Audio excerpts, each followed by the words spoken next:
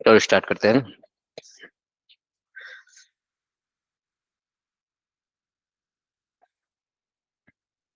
अभी तक हम लोगों ने बहुत सारी चीजें करी है। हर एक चीज को वापस से रिपीट नहीं कराऊंगा, ठीक है। बस एक बार इस वाले क्लास में बता दे रहा हूँ मैं। जैसे हम लोगों ने स्टार्ट किया था वेरिएबल से। वेरिएबल्स क्या होता है ये सब हम लोग जानते हैं। फिर उसके बाद हम लोगों ने किया था ऑपरेटर्स। सॉरी, ऑपरेटर्स नहीं था, डेटा टाइप्स था मेरे ख्याल से, है ना। उसके बाद हम लोगों ने डेटा टाइप्स किया था। डेटा टाइप्स कितने तरीके के होते हैं? 5 तरीके के होते हैं। वो सब हम लोगों ने देखा था। प्रिमिटिव डेटा टाइप्स जो होते हैं, है ना, क्या क्या थे? नंबर, स्ट्रिंग, बुलियन, अनडिफाइंड, नल। ये 5 तरीके के डेटा टाइप्स थे। वेरिएबल लेट या कॉन्स्ट कीवर्ड से अपन डिक्लेयर करते हैं, डिपेंडिंग की किस तरीके से आगे बढ़ना है। अगर वेरिएबल चेंज होगा तो लेट नाम से, लेट कीवर्ड की मदद से आप वेरिएबल को डिक्लेयर करोगे। अगर वो चेंज नहीं करना है देन उसको करोगे, है ना। एक सेकेंड,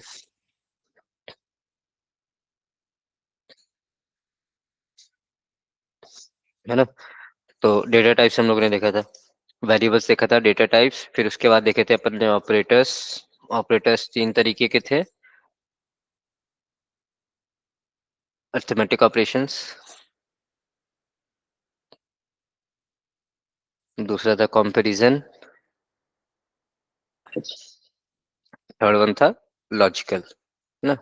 लॉजिकल में था एंड, और नॉट।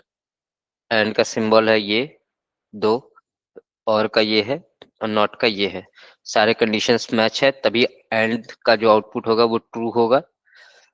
एक भी कंडीशन मैच है तो और जो है सो ट्रू देगा, नॉट अब जो इसको इनपुट दोगे उसका उल्टा कर देगा, ठीक है। तो ये ऑपरेटर्स हम लोग ने देखा था। इसके बाद हम लोग ने देखा था फंक्शंस। फंक्शन डिक्लेयर करने के लिए आप फंक्शन कीवर्ड का यूज करते हो, ठीक है। देन नाम, जो भी आप नाम देना चाह रहे हो, जैसे ऐड टू नंबर, है ना। ऐड टू नंबर्स ये एक फंक्शन का नाम हो गया मेरा। इसके अंदर हम लोग पैरामीटर्स देते हैं। अगर जैसे 2 नंबर का सम करना है तो 2 नंबर हम यूजर से लेना चाह रहे हैं, तो यूजर के लिए 2 पैरामीटर्स हम लोग डिफाइन किए कि ये वैल्यू आप दोगे, है ना।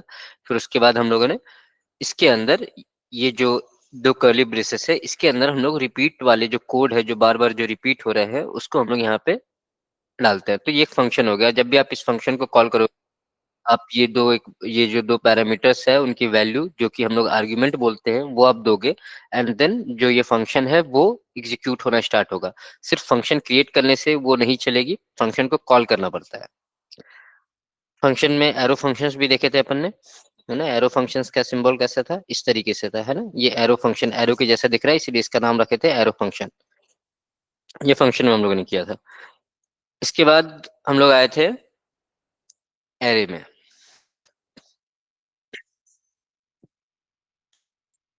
एक सेकेंड। अब एरे का यूज क्यों आया? जब हम लोग देख रहे थे कि जैसे फॉर एग्जांपल किसी भी कोई भी एक बच्चा है, जैसे मान लेते हैं कि ए नाम का कोई स्टूडेंट है, उसके 5 सब्जेक्ट में 5 अलग अलग नंबर आए हैं। जैसे 65 आया, 71 आया, 81 आया, 87 आया, 97 आया, है ना। तो ये 5 सब्जेक्ट में 5 अलग अलग नंबर थे उसके। तो इन पांचों नंबर को स्टोर अलग अलग वेरिएबल में नहीं करके सिर्फ एक वेरिएबल में स्टोर करना, क्योंकि सभी एक तरीके के है ना। जो वैल्यूज है सभी किसी सब्जेक्ट के मार्क्स है। जैसे मार्केट से ये आलू लेके आए, है ना, तो 1 किलो आलू में बहुत सारे आलू आ गए। तो ऐसा तो नहीं है सभी आलू को अलग अलग कंटेनर में रखेंगे। एक डब्बे में एक आलू रख दिए, दूसरे डब्बे में दूसरा आलू डाल दिए, सभी सभी आलू सभी सभी चूंकि आलू है तो आप एक ही कंटेनर में ना सभी को रखोगे। अगर, हाँ, 1 किलो आलू और 1 किलो शक्कर लेके आते तो एक में आलू सारे डालते और एक में शक्कर डालते। तो ये चूंकि सभी ये आलू थे, इसीलिए आपने सभी को एक कंटेनर में डाल दिया। तो ये यहाँ पे भी तो वही चीज है। सभी मार्क्स है एक ही पर्सन के, तो ये सभी एक ही टाइप के डेटा है। तो उसको अलग अलग वेरिएबल्स में क्यों डालना है? अलग अलग कंटेनर में क्यों डाले? एक ही कंटेनर में डालेंगे। तो एक कंटेनर में डालेंगे कैसे? तो जैसे फॉर एग्जाम्पल, जैसे मैंने यहाँ पे एक वेरिएबल को डिक्लेयर किया, मान लेते हैं ए नाम का एक वेरिएबल है। इसको मैंने डिक्लेयर किया, इसके अंदर एरे कैसे पहचानेंगे? ये स्क्वायर ब्रैकेट्स के अंदर होगा, है ना। तो कौन कौन सी वैल्यूज है जो एक ही टाइप के हैं? 65, 71, 81, 87, 97। तो यहाँ पे इसके अंदर आप जो है सो वैल्यू डाल दिया, है ना। 81, 87 एंड 97, क्योंकि सभी सेम तरीके के थे, इसलिए हम एक ही वेरिएबल में डाल दिए। नहीं तो क्या करना पड़ता, सभी के लिए एक अलग अलग वेरिएबल डिक्लेयर करना पड़ता। 5 वेरिएबल हो जाते सिर्फ इन्हीं 5 नंबर में, जो कि बाद में जब आप कोड लिखोगे तो बहुत कंफ्यूजन हो जाएगा और बहुत लेंदी भी हो जाएगा, है ना। तो इसलिए एरे का यूज करते हैं। एरे को पहचानने का तरीका है ये स्क्वायर ब्रैकेट, ये ध्यान रखना है ना। एरे में इंडेक्सिंग कैसे स्टार्ट होती है, 0 से। जो फर्स्ट एलिमेंट होता है एरे का, उसकी इंडेक्स होती है 0, उसके बाद 1, उसके बाद 2, उसके बाद 3 एंड 4। अगर मैं पूछूं इस एरे का लेंथ कितना है, तो इस एरे का लेंथ है टोटल 5, 1 2 3 4 5। इस एरे का लेंथ कितना हो गया, 5 हो गया लेंथ। लेकिन इसकी मैक्सिमम इंडेक्स कहां तक जा सकती है, इससे एक कम। जितनी लेंथ होगी उससे एक कम होगा, है ना। 5 था तो इसकी मैक्सिमम इंडेक्स कितनी गई, 4 तक गई। क्यों, क्योंकि ये 0 से स्टार्ट होता है। लेकिन जब हम काउंटिंग स्टार्ट करते हैं कितने एलिमेंट से, तो 1 से स्टार्ट करते हैं, 1 2 3 4 5, है ना। तो इसीलिए यहाँ 5 आया। लेकिन जब इंडेक्सिंग करते हैं तो वो 0 से स्टार्ट करते हैं, इसीलिए हमेशा जितना लेंथ होगा उससे एक कम होगा मैक्सिमम इंडेक्स। अगर यहाँ पे 10 एलिमेंट होंगे तो जो मैक्सिमम इंडेक्स कहाँ तक जाएगा, वो 9 तक जाएगा। क्यों, क्योंकि 0 से स्टार्ट हो रहा है। और जब काउंट करते हैं तो वो हम लोग 1 से काउंट करते हैं, तो 1 का जो गैप आ रहा है वो यहाँ पे मैनेज हो रहा है। ठीक है। अगर हमको किसी भी एलिमेंट को एक्सेस करना है, तो एक्सेस करने के लिए हम किस एरे का एलिमेंट आपको एक्सेस करना है, ए एरे का। ए एक एरे है, इस एरे का पहला वाला एलिमेंट मुझे एक्सेस करना है। तो यहाँ पे पहला एलिमेंट का इंडेक्स क्या है, 0, तो 0 देंगे, है ना। और अगर मैं इसको प्रिंट करता हूँ, यानी कंसोल डॉट लॉग यूज करके करता हूँ मैं, तो ये क्या प्रिंट करके देगा, ये प्रिंट करके देगा 65, है ना। क्यों, क्योंकि 0th पोजीशन पे, 0th इंडेक्स पे क्या एलिमेंट है, 65 है। तो ये 65 प्रिंट करके देगा। जैसे ए में अगर मैंने 65 डाला, तो यहाँ पे अगर मैं कंसोल डॉट लॉग यूज करूं, ए को अगर मैं प्रिंट करता हूँ, तो ये क्या देगा, 65 देगा। तो यहाँ पे एक वेरिएबल में सिर्फ एक वैल्यू स्टोर था, तो इसलिए वो 65 दे दिया। लेकिन यहाँ पे एक वेरिएबल में एक वैल्यू नहीं है ना, 5 वैल्यू है यहाँ पे। तो ऐसा तो नहीं है कि ए प्रिंट करूंगा तो सिर्फ 65 देगा, ये तो पूरा का पूरा प्रिंट करके दे देगा। लेकिन मुझे सिर्फ एक वैल्यू चाहिए, पहली वैल्यू चाहिए। तो पहली वैल्यू प्रिंट करने के लिए जिस भी एरे का वैल्यू आपको प्रिंट करना है, उस एरे का नाम और किस पोजीशन पे वो वैल्यू एग्जिस्ट कर रही है। ये 0th पोजीशन पे एग्जिस्ट कर रही है, तो इसलिए वो इंडेक्स की वैल्यू देंगे अपन। ठीक है। अगर मुझे 87 प्रिंट करना हो तो क्या करेंगे, कंसोल डॉट लॉग, क्या करेंगे, ए एरे का 87 प्रिंट करना है, और ये आ रहा है थर्ड इंडेक्स पे, तो यहाँ पे मैं 3 दूंगा। ठीक है। तो ये क्या प्रिंट करके देगा, 87 प्रिंट करके देगा। इस तरीके से हम हर एक एलिमेंट को एक्सेस कर सकते हैं एरे के। अगर सिर्फ वेरिएबल की बात, सिर्फ जो नॉर्मल जो अभी तक हम लोग करते आए थे, उसमें तो एक वेरिएबल में सिर्फ एक ही वैल्यू स्टोर है, तो उसको एक्सेस करना बहुत आसान है। सिर्फ कंसोल डॉट लॉग और उसको जिस भी वेरिएबल में आपने स्टोर किया है उस वेरिएबल को प्रिंट कर लो, तो उसकी जो वैल्यू है वो ऑटोमेटिक प्रिंट हो जाएगी। लेकिन यहाँ पे चूंकि मल्टीपल एलिमेंट्स थे, तो इस तरीके से हम लोग नहीं कर सकते थे। क्योंकि अगर मैं इस तरीके से कंसोल डॉट लॉग ए करूंगा, तो ये पूरी की पूरी वैल्यू प्रिंट करके दे देगी, यहाँ से लेकर यहाँ तक। इस सभी की सभी वैल्यू आ जाएगी। दिखा देता हूँ पहले किस तरीके से आएगी, वो एक बार देख लो। तो मैं गया ऑनलाइन जावास्क्रिप्ट कंपाइलर पे हूँ, ठीक है। और इसके अलावा और कुछ भी मत यूज करना।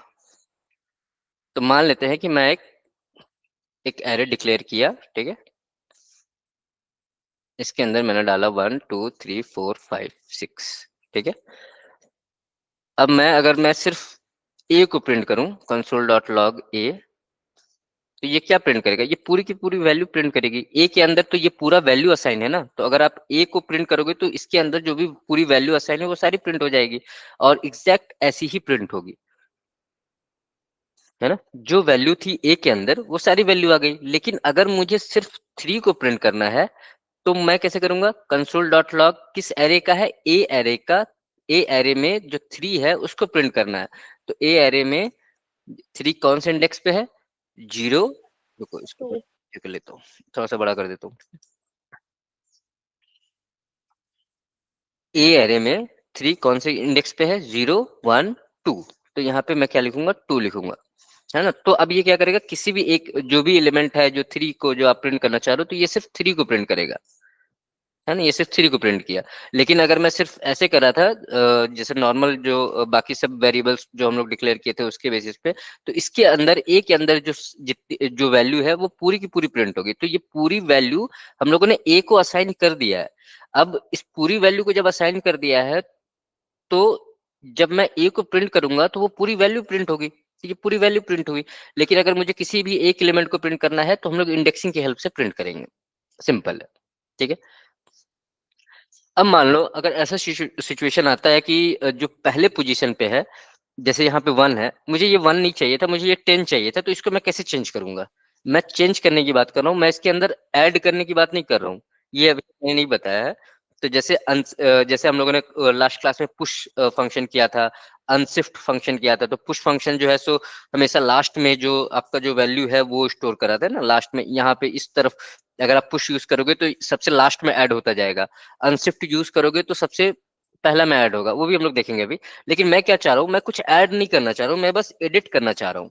वो भी एडिट क्या करना चाह रहा हूँ कि यहाँ पे जो 1 है, ये 1 नहीं होना चाहिए था, यहाँ पे ये 10 होना चाहिए था। मान लो ऐसा सिचुएशन है कि आपने ये गलत वैल्यू डाल दिया और बाद में इसको चेंज करना, इसको अपडेट करना है। यहाँ पे मैं अपडेट करने की बात कर रहा हूँ, एक को हटाओ और एक के बदले को 10, एक के बदले 10 लेके आ जाओ। तो उसके लिए क्या करते हैं हम लोग कि जैसे मैंने क्या बोला कि अगर मैं ए के अंदर मैं चेक करता हूँ पहले पोजीशन पे, यानी पहले पोजीशन के लिए इंडेक्स क्या डालेंगे, 0 डालेंगे। इस पोजीशन पे ये क्या आएगा, प्रिंट करेगा, 1 प्रिंट करेगा, है ना। एक बार देख लेते हैं। तो अगर मैं इसको कंसोल डॉट लॉग यूज करूं तो ये क्या प्रिंट करके देगा, ये 1 प्रिंट करेगा। लेकिन मैं क्या चाह रहा हूँ, यहाँ पे 1 ना हो, यहाँ पे 10 आ जाए। तो ए किस पोजीशन पे आपको चेंज करना है, 0th पोजीशन पे चेंज करना है, यानी ये वाला पोजीशन 0th इंडेक्स है ना। तो जिस जिस भी पोजीशन को चेंज करना है उस पोजीशन को किस तरीके से एक्सेस कर सकते हैं, ए जिस भी एरे में आपको काम है और जिस पोजीशन पे आपको चेंज करना है वो पोजीशन दिए। इसमें आपको वैल्यू क्या देना है, इसमें वैल्यू देना है आपको 10, है ना। आप चाह रहे हो कि इस एक को हटा के यहाँ पे 10 कर दूं, नहीं 10, चलो मैं इसको 20 कर देता हूँ, ठीक है। कि एक हटेगा और यहाँ पे 20 आ जाएगा, बाकी सारे नंबर वैसे के वैसे ही रहेंगे, बस यह एक हट के 20 आ जाएगा। तो अब अगर मैं प्रिंट करूं ए को, यानी ए इस वाले एरे को प्रिंट करूं, तो क्या प्रिंट होना चाहिए, यहाँ पे एक नहीं आएगा, यहाँ पे 20 आ जाएगा, क्योंकि यहाँ पे मैंने बता दिया है कि जो 0th पोजीशन पे जो वैल्यू है वो 20 है, अब 1 नहीं रहा। यहाँ पे जैसे ही जब पहली लाइन ऑफ कोड एग्जीक्यूट होगी तब समझेगा कि ए में ये सारी वैल्यू है। जब दूसरी लाइन पे आया तो इसको हम लोगों ने बताया कि ए के जो 0th पोजीशन पे जो एलिमेंट है उसकी वैल्यू 1 नहीं अब 20 कर दो, उसको रीअसाइन कर दिया हम, है ना। यही होता है ना रीअसाइन, कि पहले 1 था, अब बाद में जो है सो 20 कर दिया। अब जब मैं बाद में इसको 20 कर चुका हूं, अब जब मैं ए को प्रिंट करूंगा, यानी इस वेरिएबल को प्रिंट करूंगा, तो क्या आएगा, ये वाला प्रिंट होना चाहिए। बट चेंज क्या रहेगा, सिर्फ एक हटके यहाँ पे 20 आ जाएगा। तो एक हटके यहाँ पे 20 आ गया, बाकी कोई भी वैल्यू आपकी चेंज नहीं हुई। तो इस तरीके से हम लोग एरे का किसी भी एलिमेंट को चेंज कर सकते हैं। फिर से एक बार बता रहा हूँ, जैसे हम लोगों ने, मैं ये बोला कि अगर मुझे यहाँ पे 5 को प्रिंट करना है तो मैं कैसे प्रिंट करूंगा, मैं प्रिंट करूंगा कंसोल डॉट लॉग, जो कि हम लोग यूज करते हैं प्रिंट करने के लिए। 5 को प्रिंट करना है, ये 5 किस एरे में है, ए वाले एरे में है, तो ये ए आया। कौन से इंडेक्स पे आ रहा है ये, 0 1 2 3 4, ये 4th इंडेक्स पे आ रहा है ना, तो ये 4th इंडेक्स आया। तो इससे जब मैं इसको प्रिंट करूंगा तो ये 5 प्रिंट करके दे देगा, है ना। लेकिन अगर मैं बोल रहा हूँ ये 5 नहीं चाहिए मुझे, ये 33 चाहिए, ये 5 नहीं होना चाहिए था, ये 33 होना चाहिए था, तो मैं क्या करूंगा, मैं इस वाले पोजीशन की वैल्यू को चेंज करूंगा ना। तो इस वाले पोजीशन तक आ कैसे सकता हूँ मैं, इस वाले पोजीशन तक आ सकता हूँ इंडेक्सिंग की हेल्प से। तो ये आ गया मैं इस वाले पोजीशन तक, A4 यही तो प्रिंट किया था ना ये क्या दे रहा था, यही 5 दे रहा था यहाँ पे। तो यानी इस वाले पोजीशन में जो एलिमेंट है उसकी वैल्यू चेंज करनी है, तो मुझे पहले इसको एक्सेस तो करना पड़ेगा, यहाँ तक जाना तो पड़ेगा। तो यहाँ तक जाएंगे कैसे, इस तरीके से जाते हैं इंडेक्सिंग की हेल्प से। तो ए एरे का 4th इंडेक्स में जो वैल्यू है, 4th इंडेक्स वैल्यू ये हो गया, इसकी वैल्यू आप रीअसाइन कर दो 33। अब चूंकि मैंने इसकी वैल्यू 33 असाइन कर दी है, तो अब जब मैं इसको प्रिंट करूंगा तो अब ये क्या प्रिंट करेगा, अब इसको 33 प्रिंट करेगा, क्योंकि अब यहाँ 5 नहीं रहा, ये यहाँ पे आपको दिख रहा है। बट अगर मैं ए को वापस से प्रिंट करूं कि ए में अब नई वैल्यू क्या है ना, ए में अब नई वैल्यू क्या है, जब ये चेंजेस मैंने कर दिया है कि चौथे पोजीशन पे 33 अब डाल दो, तो अब ए में क्या आ जाएगा, यहाँ 5 हट के यहाँ पे 33 आ जाएगा। तो अब जब आप यहाँ पे फिर से एक्सेस करोगे console.log। अब किसको एक्सेस कर रहे हो? ए के चौथे वाले पोजीशन पे क्या है, तो यहां तक क्या आया, यहां तक ये वैल्यू आ गई। अब ये वैल्यू आ चुकी है एरे में, ए में अब ये वैल्यू है, ना कि ये वैल्यू, है ना? क्यों? क्योंकि मैंने ये अपडेट कर दिया है। और इस लाइन पे जब मैं आऊंगा तो उस समय ए में ये वैल्यू है, तभी तो ये प्रिंट किया ना। ये 33 आया यहाँ पे, क्योंकि आपने यहाँ पे ऐड कर दिया था। फिर बाद में जब आपने इसको प्रिंट किया तो जो नई वैल्यू थी वो यहाँ पे ऐड, वो यहाँ पे आ गई, और जो पुरानी वैल्यू थी वो हट गई। 33 आ गया, 5 हट गया। तो अब ये नया वैल्यू है ए के अंदर। अब जब मैं ए के अंदर जब चौथे इंडेक्स के एलिमेंट को एक्सेस करना चाहूंगा तो वो मुझे क्या देगा?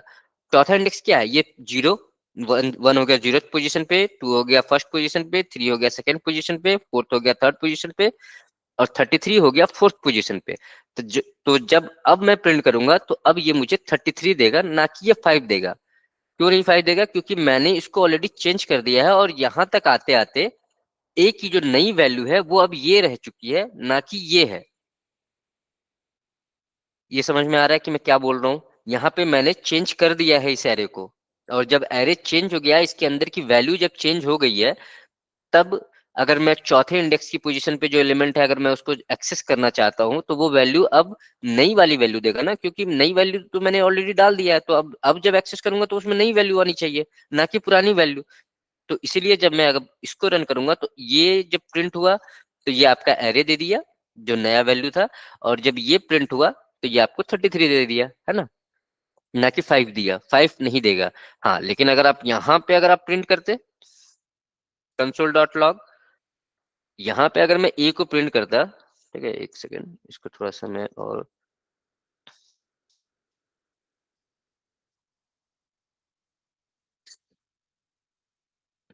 है ना? अब देखो,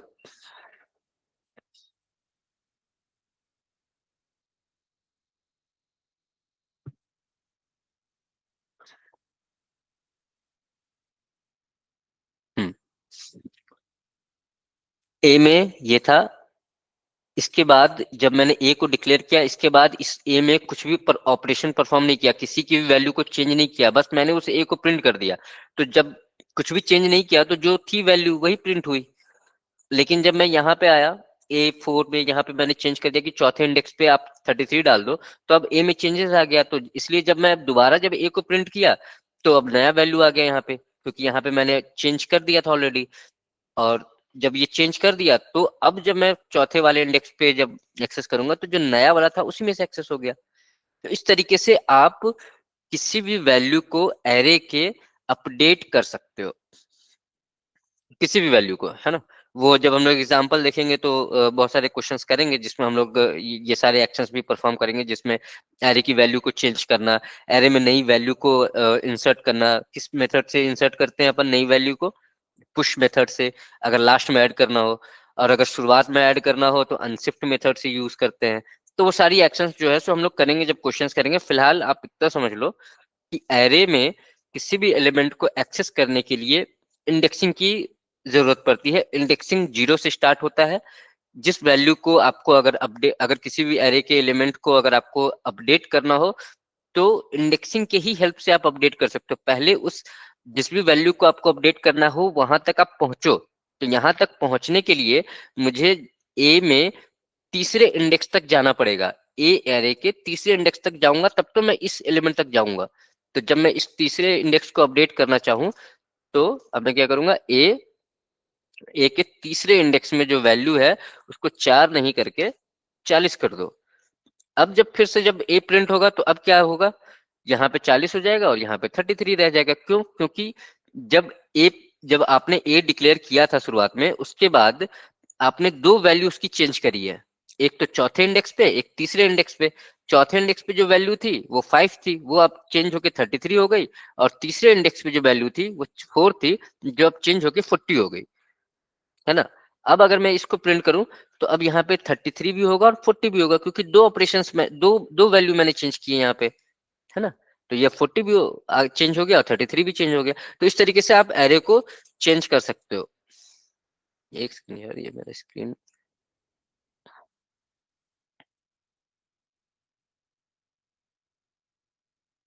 यहाँ तक आ गया समझ में सभी को?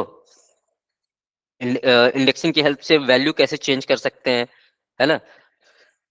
अब जैसा मैंने अभी बताया कि अगर मैं इस एरे का लेंथ पूछूं तो वो कितना होगा, इस एरे का लेंथ कितना होगा, 1 2 3 4 5 6, इसमें 6 एलिमेंट है तो एरे का लेंथ 6 होगा, ठीक है। मैक्सिमम इंडेक्स कितना जाएगा, जितनी लंबाई है उससे एक कम, इसमें टोटल 6 एलिमेंट है तो इसकी मैक्सिमम इंडेक्स जाएगी 5 तक। कैसे, ये 1 आएगा जीरो, जीरो पोजीशन पे, 2 आएगा 1, 3 आएगा सेकेंड, 4 आएगा थर्ड पोजीशन पे, फिफ्थ आएगा फोर्थ पोजीशन पे, सिक्स्थ आएगा फिफ्थ पोजीशन पे, है ना।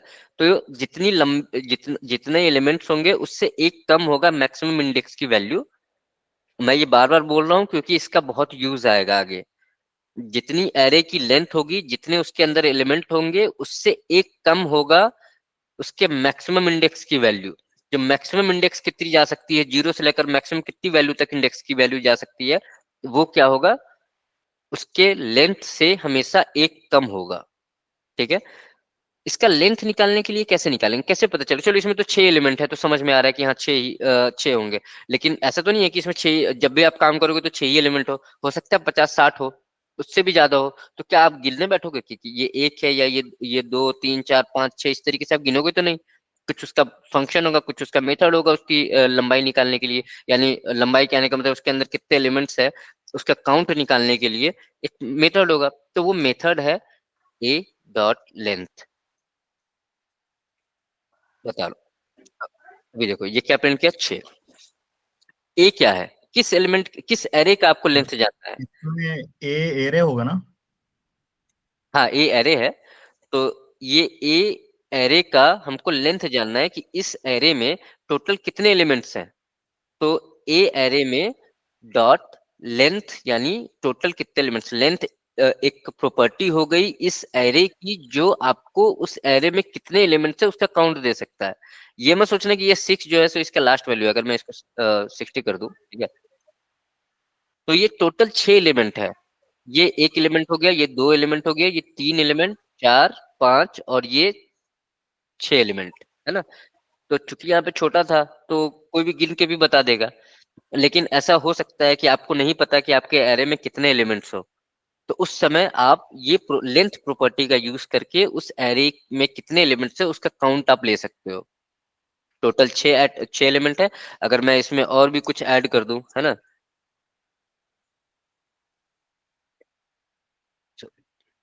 अगर मैं इसमें और भी कुछ एलिमेंट ऐड कर दूं तो अब ये जो नया है उसके अनुसार बताएगा। अब टोटल इसमें 10 एलिमेंट हो गए, तो ये भी आपको याद रखना है, लेंथ प्रॉपर्टी क्या बताती है, एरे में कितने एलिमेंट्स है उसके काउंट।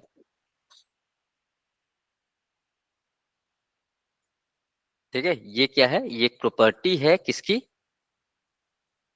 एरे की, जो आपको क्या बताता है, number of elements, number of elements in array, ठीक है। ये अगर नहीं समझ आ रहा है तो नंबर ऑफ एलिमेंट्स है, number of elements in array, length property किसी भी एरे के अंदर कितने एलिमेंट्स है उसका काउंट बताती है। अब मान लो कि यहाँ पे, चलो ये ए ही रहने देते हैं और मैं एक और लेता हूँ, जैसे A R R equals to, चलो इसको भी नंबर से ही करते हैं, ले लो, ठीक है। ये आप बंद करना, ठीक है, जल्दी दे देना। किसी का माइक ऑन है क्या, हाँ, चलो ये देख लेते हैं, ठीक है। ये अब मैंने एक नया एरे बनाया है, इस एरे का नाम क्या है, ए आर आर, ठीक है। इस एरे में ये सारे एलिमेंट्स हैं, इतने सारे एलिमेंट्स हैं। अब मुझे अगर इसकी लेंथ नापनी है, इसके अंदर कितने एलिमेंट है, कितना टोटल काउंट है एलिमेंट्स का, वो कैसे निकालेंगे। पहले तो प्रिंट करना है तो कंसोल डॉट लॉग कर दिए। किस एरे का निकालना है, ए आर आर नाम का एक एरे है, ये एक वेरिएबल है, आप इसको कुछ भी नाम दे सकते हो, मैंने चलो ए आर आर वन कर दिया। तो ए आर आर वन में जो ये जो एरे है उसकी लेंथ चाहिए मुझे, तो डॉट उस प्रॉपर्टी का नाम दे दो आप, है ना, जिस भी एरे का निकालना है उस एरे का नाम डॉट से हम लोग प्रॉपर्टी को ऐड करते हैं। अभी के लिए फिलहाल इतना ही समझ लो, डॉट से प्रॉपर्टी को ऐड करते हैं या फंक्शन को कॉल करते हैं। तो अभी के लिए फिलहाल इतना समझ लो कि लेंथ एक प्रॉपर्टी है, एरे का लेंथ या नंबर ऑफ एलिमेंट्स कितने हैं उसके अंदर, वो काउंट निकालने के लिए। तो चूंकि मैं ARR1 करके ये जो एरे था, जो वेरिएबल, उसके अंदर ये वैल्यू थी जो कि एक एरे है, इसके अंदर इतने सारे एलिमेंट्स हैं, मुझे काउंट करना है कि ये कितने एलिमेंट्स है। तो ARR1 डॉट लेंथ, तो ये पहला वाला देगा कितना 10, और दूसरा वाला देगा जो ये काउंट है। तो पहले वाले एरे में है आपके 10 एलिमेंट, जो ये दिखा रहा है कि ए एरे का लेंथ कितना है। तो ए एरे कौन सा है, ये वाला है, इसके अंदर टोटल 10 एलिमेंट है। लेकिन यहाँ पे क्या बता रहा है, ARR1 का जो लेंथ है वो कितना है, 8 है। तो इस वाले में 8 एलिमेंट है, 8 वैल्यूज है, 1 है, 4 है, ये 8 वैल्यूज हो गए टोटल। ठीक है, तो इस तरीके से हम लोग लेंथ निकालते हैं किसी भी एरे का। बहुत यूज आएगा इस चीज का जब आप लूप में आओगे, तब जब हम लोग लूप के बारे में पढ़ेंगे, फॉर लूप क्या होता है ना, तो उस केस में ये जो मेथड है, ये जो प्रॉपर्टी है, इसका बहुत यूज आएगा। तो मतलब दिमाग में एकदम डाल के रख लेना कि भाई एरे का अगर लेंथ निकालना हो तो उस एरे का नाम डॉट लेंथ करके एक प्रॉपर्टी आती है, वो अगर लेंथ डाल दूंगा और अगर मुझे उसको प्रिंट कराना है तो कंसोल डॉट लॉग में यूज कर लो, तो वो प्रिंट करके मुझे दे देगा। ठीक है, तो ये इस तरीके से हम लोग एरे का लेंथ निकालते हैं। इसके बाद हम लोगों ने क्या देखा था, हम लोगों ने देखा था कि एक पुश करके फंक्शन है, जो बहुत इंपॉर्टेंट फंक्शंस थे, उसमें से 3 फंक्शन थे टोटल। एक था आपका पुश, एक था आपका पॉप, और दूसरा था क्या, अनशिफ्ट। ये 3 फंक्शन हम लोग लास्ट क्लास में देखे थे। पुश क्या करता है, पुश एलिमेंट को ऐड करता है एरे के अंदर। मान लो ये जब शुरुआत में आपने एरे बताया तो इसमें इतने सारे एलिमेंट डाले, बाद में ऐसा रिक्वायरमेंट आया कि इसके अंदर एक नई वैल्यू को इंसर्ट कर दे, बाकी सारी वैल्यूज भी रहे, बस एक नई वैल्यू और इंसर्ट हो जाए इसके अंदर, तो उस वो भी लास्ट में हो जाए, तो उसके लिए हम लोग पुश का यूज करते हैं। अगर वही मुझे पहले पोजीशन पे ऐड करना है एक नए एलिमेंट को, तो उस केस में हम लोग अनशिफ्ट का यूज करते हैं। और अगर लास्ट वैल्यू को मुझे हटाना है एरे से, तो उसके लिए हम लोग पॉप का यूज करते हैं। एग्जाम्पल देख लेते हैं। मैं बोल रहा हूँ कि ए के अंदर पुश कर दो, ए के अंदर पुश करना है ना, तो इसीलिए जो जिस एरे में पुश करना है उस एरे को आपको लेना पड़ेगा कि ए वाले एरे में आपको पुश कर दो। क्या पुश करना है, मान लेते हैं लास्ट में मुझे 51 को पुश करना है। तो यहाँ पे मैंने 51, यहाँ पे मैंने 51 डाल दिया। तो ए में अब क्या आएगा, लास्ट में 51 आ जाएगा। अभी यहाँ 5 है, तो 5 तो रहेगा, ये सारे वैसे के वैसे ही रहेंगे, है ना। लेकिन एक और नई वैल्यू ऐड हो जाएगी, वो कौन सी वैल्यू होगी, 51, और वो कहाँ पे आएगा, हमेशा लास्ट में आएगा। तो अब जब मैं इसको प्रिंट करूंगा, कंसोल डॉट लॉग, किसको प्रिंट करना है, ए को प्रिंट करना है, तो इसमें क्या आना चाहिए, लास्ट में 51 भी आना चाहिए, है ना। लास्ट में 51 आ गया। अब अगर मैं एक बार पहले का इसका लेंथ देखता हूँ कि पहले लेंथ कितना था, ए डॉट लेंथ नाम से निकालते हैं, है ना। अगर मैं इसके नंबर ऑफ वैल्यूज कितने हैं इसके अंदर स्टोर्ड, अगर वो मुझे जानना है तो ए डॉट लेंथ, जो उसके अंदर के नंबर ऑफ एलिमेंट्स काउंट करके बताएंगे। लेकिन जब आप ये ए डॉट पुश किए 51, तो आपने एक नया एलिमेंट को ऐड किया ना, तो अब तो इसकी लंबाई बढ़ गई, अब तो इसके अंदर के नंबर ऑफ एलिमेंट्स बढ़ गए ना। तो अब मैं एक बार और प्रिंट करके देखता हूँ कि अब मुझे ये कितना देता है। तो कायदे से एक ज्यादा होना चाहिए, है ना, क्योंकि मैंने एक नया एलिमेंट को ऐड किया। तो अब जो है सो इसकी लेंथ कितनी हो जानी चाहिए, पहले था 10 मेरे ख्याल से, अब 11 हो जाना चाहिए शायद, अगर 10 होगा तो। इसको हटा देता हूँ मैं, ठीक है। पहला वाला प्रिंट करेगा ये वाला का लेंथ, और दूसरा प्रिंट करेगा जब आप पुश कर चुके हो उसके बाद। ठीक है, तो पहले था 10, अब जब आपने 51 पुश कर दिया तो अब उसके अंदर हो गए एक और नया एलिमेंट 51, अब टोटल काउंट हो गया 11। ठीक है, 11 काउंट हो गया। अब मान लो मैंने पुश भी किया, अब इसके बाद ए डॉट पॉप भी कर दिया, तो आपने डाला भी 51 को और तुरंत उसके बाद निकाल भी लिया। पॉप क्या करता है, सबसे आखिरी वाले एलिमेंट को निकालेगा, है ना। अब जैसे यहाँ पे एक काम करता हूँ मैं, कंसोल डॉट लॉग, मैं यहाँ पे ए में पुश किया 51 पहली बार, फिर मैंने ए को प्रिंट किया, तो यहाँ पे लास्ट में 51 आना चाहिए, ठीक है। फिर ए से मैंने पॉप कर दिया, फिर मैं कंसोल डॉट लॉग प्रिंट कर रहा हूं कि अब ए में क्या बचा। तो अब ए में वापस से यही बच गया, 51 डाला था आपने यहाँ से, और यहाँ से जब आपने ये जब रन किया तो 51 वापस निकल भी गया, क्योंकि पॉप क्या करता है, लास्ट एलिमेंट को निकाल देता है ना। तो अब देखते हैं एक बार इसका कितना क्या है। तो पहली बार जब आपने ये वेरिएबल डिक्लेयर किया था, ये एरे ए, उसके बाद आपने एरे का लेंथ आपने नापा, तो वो कितना आया, 10 आया, ये ठीक है। दूसरी बार जब दूसरे लाइन पे गया कोड में, तो ए में आपने पुश किया 51 को, अभी तक ये था ए, लेकिन अब इसमें पुश हो गया 51, तो यहाँ पे लास्ट वैल्यू में 51 आ गया होगा।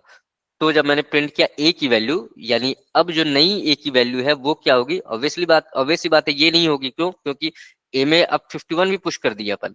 तो अब जो ए की वैल्यू आई वो ये रही, क्योंकि 51 आपने पुश कर दिया, बाकी सब यहाँ से यहाँ तक, यहाँ से यहाँ तक ये वाले हैं, और ये 51 आपने जो ए डॉट पुश करके अपने इसके अंदर जो डाला था वो ये रहा है ना। तो अब ए की वैल्यू ये रही।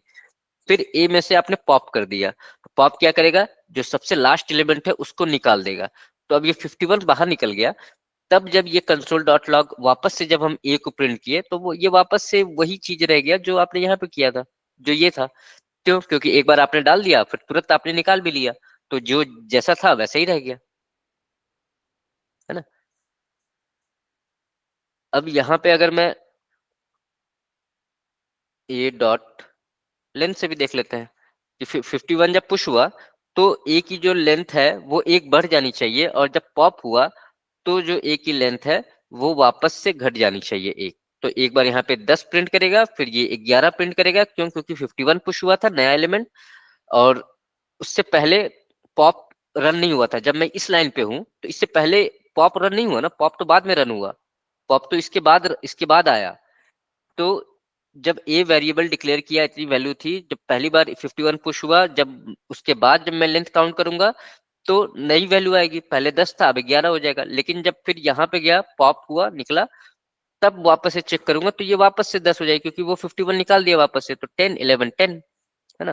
पहली बार इसका काउंट है, दूसरी बार 51 जब पुश हुआ उसके बाद का काउंट है, क्योंकि एक नई वैल्यू ऐड हो गई आपके एरे में, यहाँ पे 55 था, अब यहाँ पे 51 एक और ऐड हो गया, तो अब ये एक नई वैल्यू ऐड हो गई, तो अब ये इसकी लेंथ बढ़ गई। लेकिन फिर जब मैंने पॉप कर दिया, बाहर निकाल दिया, तो फिर से उसकी लेंथ घट गई, ठीक है। ये था पुश एंड पॉप। अगर मान लो मैं यहाँ पे पुश ना करके यहाँ पे मैं अनशिफ्ट भी करता, तो अनशिफ्ट भी तो वही करता है ना। अनशिफ्ट क्या करता है, अनशिफ्ट भी आपके एरे में उस वैल्यू को, नई वैल्यू को डाल देता है, बट ये पुश आखिरी पोजीशन पे डालता था, तो अनशिफ्ट क्या करता है, पहली पोजीशन पे डाल देगा। लेकिन पहली पोजीशन पे डाले चाहे आखिरी पोजीशन पे डाले, नया वैल्यू ऐड हुआ है तो लेंथ तो बढ़ेगा ही, है ना। तो ये 51 अब यहाँ पे जैसे आ जाएगा,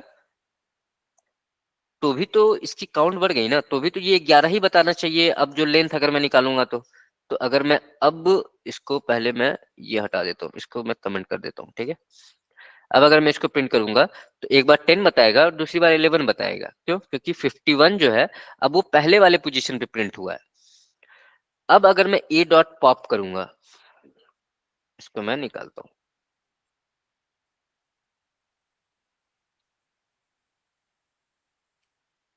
अब मैं सिर्फ ए को प्रिंट कर रहा हूँ। अनशिफ्ट किया 51 को, तो पहले पोजीशन पे 51 आ गया, बाकी सब ऐसे का ऐसा ही रह गया, ठीक है। और मैंने ए को प्रिंट किया तो वही ए आ गया। अब मैंने ए डॉट पॉप यूज किया, तो 51 तो मैंने फर्स्ट पोजीशन पे ऐड किया था, लेकिन पॉप हमेशा आखिरी से ही निकालेगा, तो अभी भी आखिरी पे क्या है, जब 51 यहाँ पे ऐड हुआ है तो आखिरी में तो 5 ही रह गया ना। तो अब अगर ए डॉट पॉप अगर मैं रन करता हूँ, कौन सी वैल्यू निकलेगी बाहर, 5 निकलेगा बाहर, क्यों, क्योंकि ये 51 इस बार यहाँ पे ऐड हुआ है, ना कि आखिर में। आखिर में कब ऐड होता, जब आप पुश यूज करते हैं, ए डॉट पुश। लेकिन यहाँ पे आपने अनशिफ्ट यूज किया है, तो अनशिफ्ट पहले पोजीशन पे डालेगा, तो जो आपका पहले से जो आखिरी पोजीशन पे जो एलिमेंट था वो तो अभी भी आखिरी में ही है। अब जब मैं कंसोल डॉट लॉग ए करूंगा तो क्या हटेगा इसमें से, 51 रहेगा, बट ये 5 हट जाएगा और सिर्फ यहाँ तक रहेगा, अगर यहाँ पे 51 भी आ गया तो, है ना। 51 रह गया, बाकी सब वैल्यू भी रह गई, बट ये 5 जो था वो अब हट गया। सिंपल है, जो जिसका काम है बस उसी तरीके से हम कभी भी अगर आपको चेक करना हो कौन सी वैल्यू क्या आई, हमेशा आप जो है सो लाइन बाय लाइन आप जाओगे। पहले ये लाइन, फिर उसके बाद ये लाइन हुआ। अच्छा, अब यहाँ पे समझ में आया कि अच्छा ए में 51 ऐड हुआ है, लेकिन वो अनशिफ्ट यूज किए हैं, तो अनशिफ्ट का मतलब पहले इंडेक्स पे आएगा। यहाँ पहले इंडेक्स में नहीं, पहले पोजीशन पे आएगा, यानी 1 इधर आ जाएगा और 51 यहाँ पे ऐड हो जाएगा, है ना। इसका मतलब यही हुआ। तो ए डॉट अनशिफ्ट 51, तो अब मुझे ये पता है यहाँ पे अब जो वैल्यू है एरे की वो 51 यहाँ पे आ जाएगी, और बाकी सब वैसे का वैसे ही 1 2 3 4 ये बाकी सब ऐसे ऐसे ही रहेगा। फिर यहाँ पे मैंने कंसोल डॉट लॉग ए, अब ये रही ए की वैल्यू। अब ए में से मैंने पॉप किया, इस तरीके से लाइन बाय लाइन आगे आना है ना। ऐसा नहीं सोचो कि यहाँ पे ये क्या हो गया पता नहीं कैसे। जब भी आपको समझना है कि आखिर इस वैल्यू में इतने सारे होने के बाद इस वेरिएबल में वैल्यू क्या बची, तो सिंपल है, एक एक करके लाइन बाय लाइन आगे बढ़ो।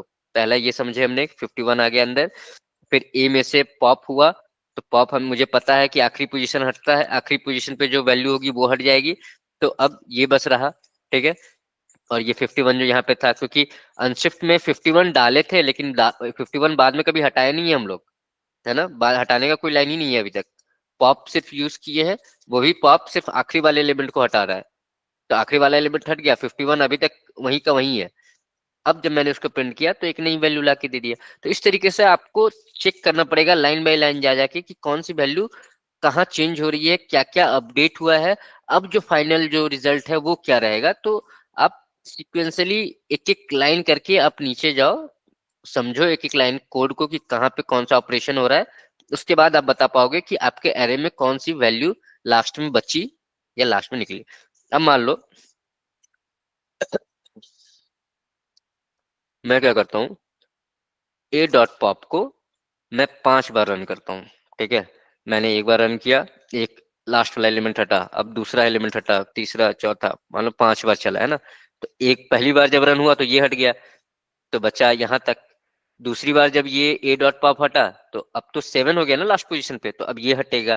फिर तीसरी बार ये हटेगा, चौथी बार ये, पांचवी बार ये हटेगा। तो अब जब ए को प्रिंट करूंगा तो कहां से कहां तक रहेगा, सिर्फ 1 से लेकर 5 तक रहेगा, है ना। क्योंकि इस तरीके से ही हम लोग करते आए, एक एक लाइन बनता गया। पहले ये लाइन रन हुआ तो आपका 5 यहां से हट गया। जब ये लाइन हटा, जब ये लाइन चला तो ये 7 हट गया। जब ये लाइन चला तो ये 6 हट गया, क्योंकि आखिरी पोजीशन पे अब 6 आ चुका है। जब ये लाइन चला तो ये 5 चूंकि आखिरी पोजीशन पे था, अब ये 5 हट गया। और जब ये लाइन चला तो ये 60 को हटा दिया, है ना। सभी का काम है एक जो लास्ट। हाँ बोलो, किसी को डाउट है कुछ?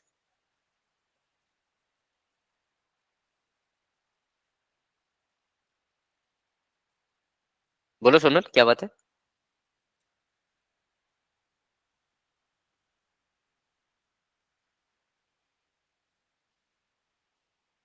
सोनल बताओ क्या बात है, रीजन किया ना।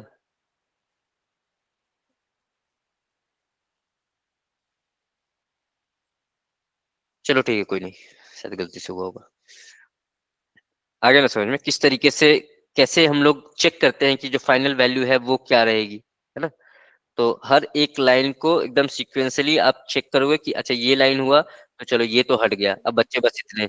फिर ये दूसरा चला, ये हुआ, तीसरा ये हुआ, चौथा ये हुआ, पांचवा ये हुआ, अब बचा सिर्फ लास्ट का ये जो यहाँ पे प्रिंट करके दे दिया, जो कि हम लोगों ने यहाँ पे कंसोल डॉट लॉग इस 5 ऑपरेशन के बाद यूज किया था। अब इस 5 ऑपरेशन के बाद यूज ना करते, और अगर मैं हर एक ऑपरेशन के बाद अगर मैं देखूं तो क्या वही चीज आ रहा है जो हम लोग अभी डिस्कस किए। मैं क्या कर रहा हूँ, हर एक एलिमेंट को जब मैं निकाल रहा हूँ उसके बाद चेक कर रहा हूँ कि ए में कितनी वैल्यू है। ये इसका मतलब हुआ कि मैं प्रिंट करके देख रहा हूँ कि जब ये ऑपरेशन हो गया तो ए में क्या वैल्यू आई। तो अब रन करके देखते हैं, जब पहला ये ए डॉट पॉप हुआ तो ए में से क्या हटा, 5 हटा, तो 7 तक आया। तो ये देखो, ये 7 तक आया, ये एरे, ठीक है। ये पहला प्रिंट हुआ। दूसरा प्रिंट हुआ जब ए डॉट पॉप हुआ फिर से वापस, तो अब तो इसकी पोजीशन पे आखिरी में 7 है, तो अब ये 7 हटेगा, तो ये 7 हटा तो अब यहाँ तक बचा, तो ये देखो ये 6 तक बचा सिर्फ, है ना। फिर उसके बाद जब तीसरा ये पॉप ये वाला जब रन हुआ तो 6 हटा, तो अब कहाँ तक बचा, सिर्फ ये तक बचा, तो ये सिर्फ ये रहा, है ना। इस तरीके से चेक करना। तो ये था पॉप। पॉप कर लिए, पुश कर लिए, अनशिफ्ट कर लिए थे। इसके अलावा कुछ और मेथड्स थे जो हम लोगों ने किया था, जैसे इसको याद तो होगा नहीं, पहला था क्या, फॉर ईच, है ना, दूसरा क्या था, मैप, तीसरा क्या था, फिल्टर। इसके एग्जांपल्स भी एक बार देख लेते हैं।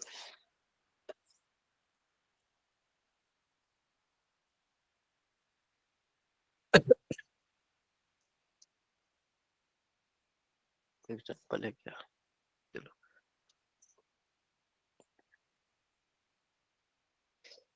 अब यहाँ पे आप देख रहे हो कि दो एरे है, एक का नाम है टेस्ट केसेस, इस ये नाम हो गया इस एरे का, और दूसरे का नाम है स्कोर्स।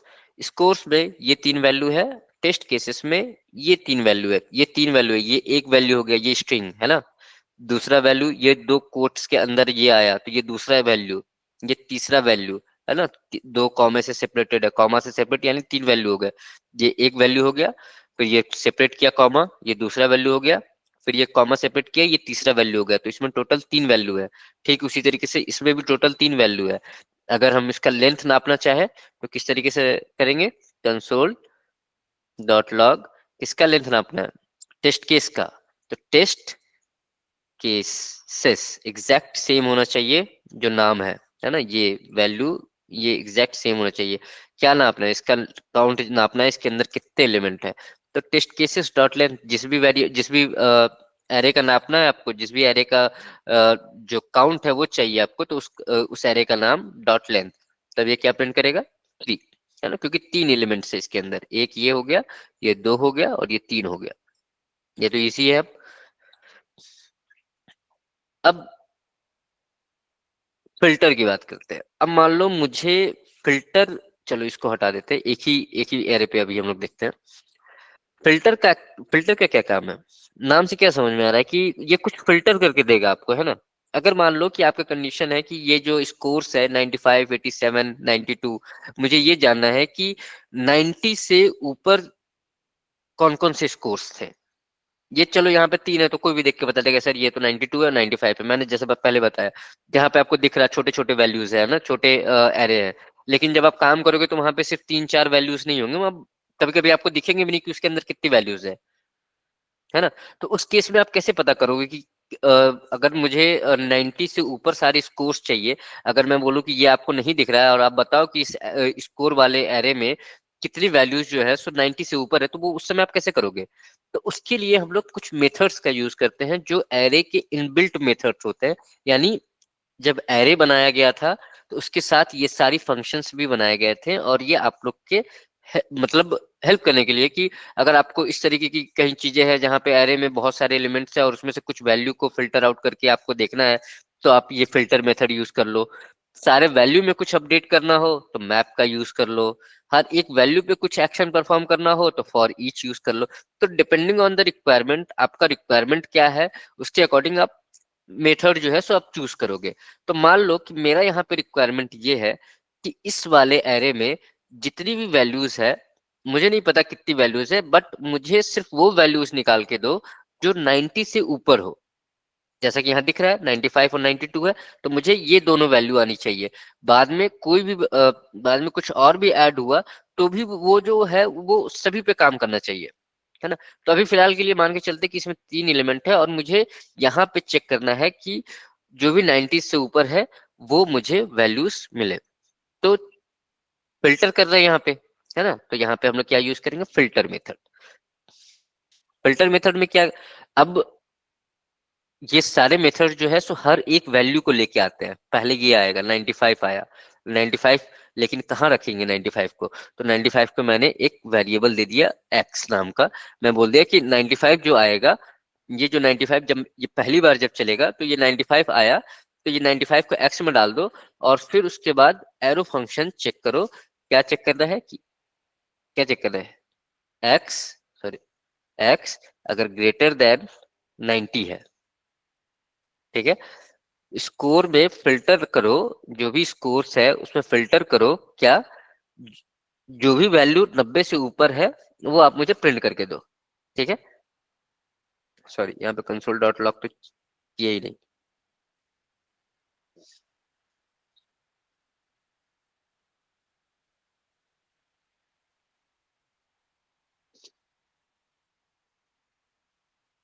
है ना। तो ये आपको कौन सी वैल्यू लाके दिया, 95 और 92, 87 नहीं दिया, क्यों? क्योंकि ये कंडीशन को फुलफिल नहीं किया, ये 90 से बड़ा नहीं है, ये एक्स। चलो अब ऐसे देखते हैं, ये 95 पहली बार आया, ठीक है, फिल्टर में एक्स में आया 95, क्या अब यहाँ पे भी 95 एक्स है, तो यहाँ 95 ग्रेटर देन 90 है ना, ये तो ऐसे ही, क्या क्या 95 90 से बड़ा है, हाँ है, तो वो आ गया यहाँ पे 95। फिर 87 आया, अब 87 किस में आया, एक्स में आया, यहाँ पे एक्स में 87, क्या 87 90 से बड़ा है, नहीं है, तो ये हट गया। फिर आया 92, 92 आया एक्स में, अब 92 को चेक किया, 92 ग्रेटर देन 90, हाँ है, ये सही है, तो ये 92 आ गया, है ना। तो हर एक एलिमेंट को एक्सेस कर रहा है और हर एक एलिमेंट पे ये कंडीशन चेक कर रहा है कि क्या ये कंडीशन आप ये फुलफिल हो रहा है। अगर ये फुलफिल हुआ तो इस वैल्यू को पास कर रहा है, ये वैल्यू आपको दे रहा है, पास करने का मतलब या ये वैल्यू आपको रिटर्न कर रहा है कि हाँ ये 95 और 92 जो है, तो ये 90 से जो आपने कंडीशन दिया था उस कंडीशन को फुलफिल कर रहा है। अब मान लो कि इसमें कल को कोई और नई वैल्यू ऐड हो, मान लो मैंने 25 ऐड किया, 26 ऐड किया, 99 ऐड किया, 89 ऐड किया, इवन 90 भी ऐड किया, तो ये लाइन तो कोड में मैंने कुछ चेंज नहीं किया, बस इसके अंदर एक कुछ कुछ नई वैल्यू मैंने ऐड कर दी, तो क्या पहले तो यहां तक था, अब ये वैल्यू मैंने नहीं ऐड करी है, तो क्या इन सब पे भी चलेगा? बिल्कुल चलेगा, क्योंकि फिल्टर मेथड हर एक एलिमेंट को लेता है, उसके बाद उस कंडीशन को मैच करता है और जो उस कंडीशन को फुलफिल करेगा उस कंडीशन को उस वैल्यू को वो प्रिंट करेगा। तो अब भले अब यहाँ पे अब कितनी भी नंबर आ जाए आगे जाके, लेकिन जो वो सिर्फ उसी वैल्यू को वापस करेगा जो वैल्यू इस कंडीशन को फुलफिल करेगी। तो अब मैं अगर इसको रन करूंगा, तो चूंकि 95 था 90 से ऊपर, 92 था, 99 था, 90 था, क्या 90 क्या 90 से बड़ा होता है? नहीं, 90 अगर यहाँ पे इक्वल टू होता है, ग्रेटर देन इक्वल टू, तो अब 90 भी आएगा, है ना, क्योंकि 90 90 से बड़ा नहीं होता, 90 90 के बराबर होता है, ठीक है। तो इसीलिए यहाँ पे अब 90 आया। तो ये फिल्टर का काम था। फिल्टर क्या किया, फिल्टर आपको जो भी वैल्यूज आपके पास थी उस वैल्यूज में से जो कंडीशन आपको चाहिए था उस कंडीशन के बेसिस पे आपको आउटपुट निकाल के दिया, जो कि नाम से भी समझ में आता है कि फिल्टर क्या करेगा। एक और फंक्शन था जो हम लोगों ने देखा था, ये फिल्टर था, ठीक है। एक और फंक्शन क्या था, मैप था। तो मैप कब यूज करते हैं, मैप जब सभी एलिमेंट्स में आपको, है ना, सभी एलिमेंट्स में आपको सेम एक ही तरीके का एक्शन परफॉर्म करना है। जैसे ये 95 है, 87 है, 92 है, अब मान लो मुझे चाहिए कि हर एक एलिमेंट में 5 5 ऐड कर दो, इसमें भी 5 ऐड कर दो, इसमें भी 5 ऐड कर दो, इसमें भी 5 ऐड कर दो, सब में 5 ऐड होने चाहिए। तो आप क्या करो, हर एक एलिमेंट पे सेम ऑपरेशन परफॉर्म करो ना, हर एक एलिमेंट में 5 ऐड कर रहे हो, ठीक है। आप मैपिंग कर रहे हो, मतलब पहले सबका 95 था, 87 था, 92 था, सबके अलग अलग वैल्यूज थे, लेकिन आपने सबको सेम वैल्यू से बढ़ाया, सबको 5 5 से ही बढ़ाया, तो ये मैपिंग हो गया, है ना। तो स्कोर्स डॉट मैपिंग के लिए कौन सा फंक्शन था, मैप, ठीक है। फिर इसमें क्या करेंगे, इसमें वापस से ये भी हर एक एलिमेंट को लाएगा, 95 लेके आया, 95 को मैंने x में डाला, x एक वेरिएबल है, ये ध्यान रखना है, ये वेरिएबल कंटेनर की बात कर रहा हूं मैं, आप चाहो तो यहाँ पे a रख दो, कोई दिक्कत नहीं है, नाम है बस ये। तो a में डाला, अब a जो है, a में क्या करना है, a में आपको सब में 5 ऐड करना है, यही ना। ए में जाओ, हर एक एलिमेंट को उठाओ और सब में 5 ऐड कर दो। तो जब पहला बार आया 95, 95 आया ए में 95 प्लस 5 कितने हो गए, 100 हो गए, तो 100 आएगा। फिर 87 प्लस 5 कितने हो जाएंगे, फिर जब दूसरा एलिमेंट आएगा तो ए में 87 आ गया, फिर 87 और प्लस 5 92, फिर तीसरा एलिमेंट आया 92 इसमें आ गया, तो अब यहाँ पे 92 प्लस 5 97। तो इस तरीके से सारे वैल्यूज में 5 5 ऐड होके आ जाएंगे। ये वाला जो है ये इसका प्रिंट है ना, ये वाला, इसको मैं कमेंट कर देता हूँ, अब देखो, है ना। तो पहले में 95 था तो वो 100 हो गया, 87 92 हो गया, सभी में 5 ऐड हो गए। तो ये था मैपिंग फंक्शन। मैपिंग फंक्शन भी सभी एलिमेंट्स पे काम, फिल्टर छांट के देता है, मैपिंग सभी एलिमेंट को देगा, सभी सारे एलिमेंट्स रिटर्न होंगे, कोई भी ऐसा एलिमेंट नहीं है जो मिसिंग होगा इसके अंदर से। 3 और 4 7 एलिमेंट है ना, तो इसके अंदर भी कितने हैं, 7 ही एलिमेंट होंगे। जितने एलिमेंट्स इसके अंदर होंगे वो सारे एलिमेंट मैप देगा, लेकिन फिल्टर जरूरी नहीं है, क्योंकि जब आपने देखा ना फिल्टर, जब मैंने जब इसको रन किया, इसको कमेंट कर देता हूँ, तो क्या ये सारे एलिमेंट्स को दिया? नहीं दिया। जो इस कंडीशन को फुलफिल किया बस उसी को रिटर्न करके दिया, बाकी को छोड़ दिया वो, है ना। तो ये था मैप। एक और था क्या, फॉर ईच।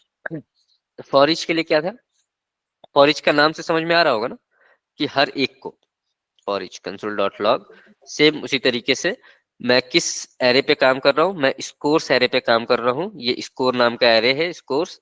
इस स्कोर्स में मुझे क्या करना है, फॉर ईच, हर एक एलिमेंट पे जाओ, ठीक है। हर एक एलिमेंट को लो, कहाँ पे रखोगे, किसी भी वेरिएबल में रख दो। इस बार मैं एस नाम का एक वेरिएबल ले लेता हूँ, एरो फंक्शन दूंगा, एरो फंक्शन का सिंबल ये रहता है, ठीक है। अब मान लो इसमें भी मैंने बोल दिया कि एस में जाओ और एस में जितनी भी वैल्यू, मतलब सारे एलिमेंट्स में आप अ, इसमें चलो मल्टीप्लाई कर देता हूँ ना, सबको 2 से मल्टीप्लाई कर दो, जितनी भी वैल्यूज है सबको 2 से मल्टीप्लाई कर दो।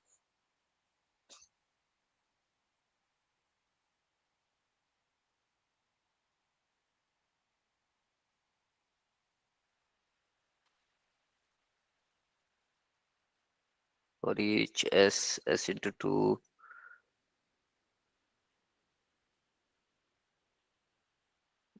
क्या डिफाइड आ रहा है, ऐसा आया, इसमें गया, इसको मल्टीप्लाई किया 2 से। तो को एक बार इसको मैं हटाता हूँ,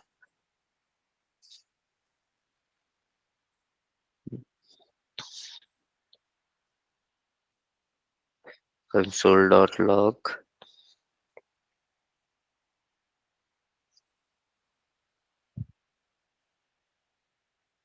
चलो s+2 करके देखते हैं, कुछ सिंटैक्स इधर है क्या कहीं, इसको डॉट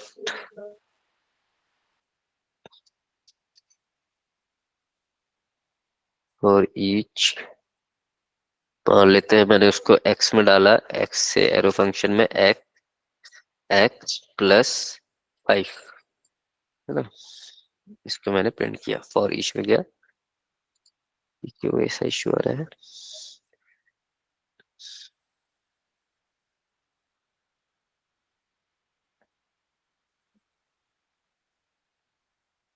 स्कोर में गया, इसको, अच्छा सॉरी, ठीक है ठीक है, मैं बाहर लगा रहा था ना कंसोल डॉट लॉग, ठीक है। अब ये क्या किया कि स्कोर के हर एक एलिमेंट को एक्सेस किया, 95 को लिया, 95 को स्कोर में डाला, यहाँ पे स्कोर है, आप यहाँ पे एस कर दो, कोई दिक्कत नहीं है, सॉरी, ये एस आया, ये 95 आया, एस में गया, है ना। एस में जाने के बाद s+1 यानी 95 + 1 96, उसको मैंने प्रिंट किया, तो ये 96 आ गया, ठीक है। दूसरी बार आया 87, उसमें भी मैंने एक ऐड किया, 88 आ गया। तो ठीक इसी तरीके से जैसे बाकी सारे फंक्शन जो है सो काम करते, फिल्टर, मैप, हर एक एलिमेंट को लिया, उसको एक वेरिएबल में स्टोर किया, चाहे यहाँ पे x था, यहाँ पे a था, जो आपका मन है आप उसका नाम दे सकते हो। उसके बाद आपको एक्शन क्या परफॉर्म करना है, वो एक्शन आप परफॉर्म करो। फिल्टर था तो आप कंडीशन लगाओगे ना, फिल्टर करना है तो कंडीशन लगाओगे कि किस कंडीशन के बेसिस पे आप फिल्टर कर रहे हो, तो यहाँ ये कंडीशन मैंने लगाया यहाँ पे। यहाँ पे मैपिंग करना था, हर एक एलिमेंट में कुछ वैल्यू ऐड करनी थी, सब्ट्रैक्ट करना था, मल्टीप्लाई करना था, अगर ऐसा कुछ है तो यहाँ पे आपने वो जो भी कुछ करना था, जो सारे एलिमेंट्स में आपको एप्लीकेबल होने चाहिए वो किया आपने। यहाँ पे अगर जैसे मैंने प्लस किया, आप चाहो तो इसको मल्टीप्लाई कर सकते थे, है ना। तो जैसे ये मल्टीप्लाई करते तो ये सारे वैल्यूज को मल्टीप्लाई करके दे देता, है ना। 475, 95 इंटू 5 475 आया, 87 इंटू 5 435 आया। तो इस तरीके से हर एक वैल्यू को वो चेंज कर दिया। ठीक उस तरीके से फॉर ईच भी क्या किया, फॉर ईच का बहुत सारे यूज आगे भी आएगा, ये चीज इसमें फॉर ईच में और मैप में। अभी कंफ्यूज मत होना कि दोनों तो सेम ही काम कर रहा है ना, लेकिन ऐसी बात नहीं है। फॉर ईच आगे जाके जब हम लोग कंडीशंस के बारे में पढ़ेंगे, इफ कंडीशन क्या होता है, एल्स इफ एल्स क्या होता है, तो उसमें फॉर ईच का बहुत यूज आएगा। जब हम लोग देखेंगे कि अच्छा ये नंबर तो दे दिया आपने, अब मुझे ये बताओ कि अगर ये जो नंबर है, जो भी इवन है, वो सिर्फ वही मुझे मिले, है ना, जैसे फिल्टर मेथड में यूज कर रहे थे हम लोग। तो अगर वैसा कुछ रिक्वायरमेंट रहेगा तो उस समय फॉर ईच आएगा, लेकिन वो खैर अभी नहीं हम लोग डिस्कस कर रहे हैं, वो हम लोग करेंगे जब हम लोग कंडीशन स्टेटमेंट्स पे आएंगे। तो फिलहाल के लिए ये 3 था। तो ये 3 हम लोगों ने लास्ट क्लास में भी देखा था। आज के क्लास में क्या है नया, और कौन से मेथड बच रहे हैं, सम, एवरी एंड फाइंड। तो अब देखो, चलो यहीं से कोड उठा के कर देता हूँ।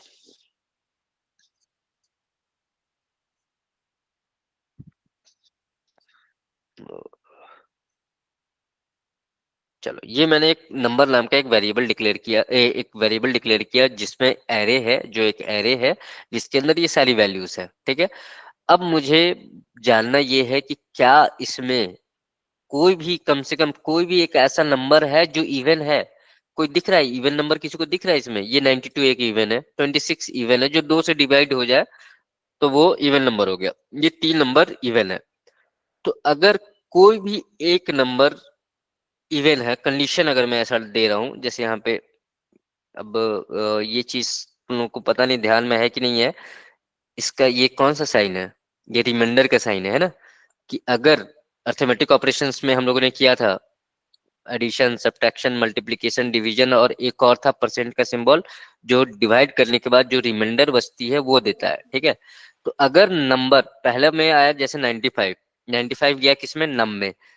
अगर नम में यानी 95 में 2 से डिवाइड करेंगे तो क्या जीरो आ रहा है? जैसा इवन कंडीशन, इवन कैसे चेक करते हैं? अगर मैं 95 यहाँ पे ले रहा हूँ, मैं डिवाइड करूंगा 2 से, तो यहाँ 42 आया, 94 आया, सॉरी 47 आएगा, 94 आया, यहाँ पे कितना बचा? 1 बच गया। तो क्या ये जीरो बचा? नहीं।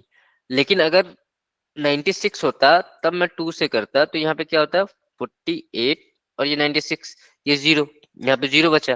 तो ये इवन नंबर है और ये ऑड नंबर है। क्यों? क्योंकि इसके लास्ट में जीरो नहीं आया, तो इसलिए ये ऑड हो गया। लेकिन जब 2 से डिवाइड करने के बाद जीरो आ जाता है तो वो इवन नंबर होता है।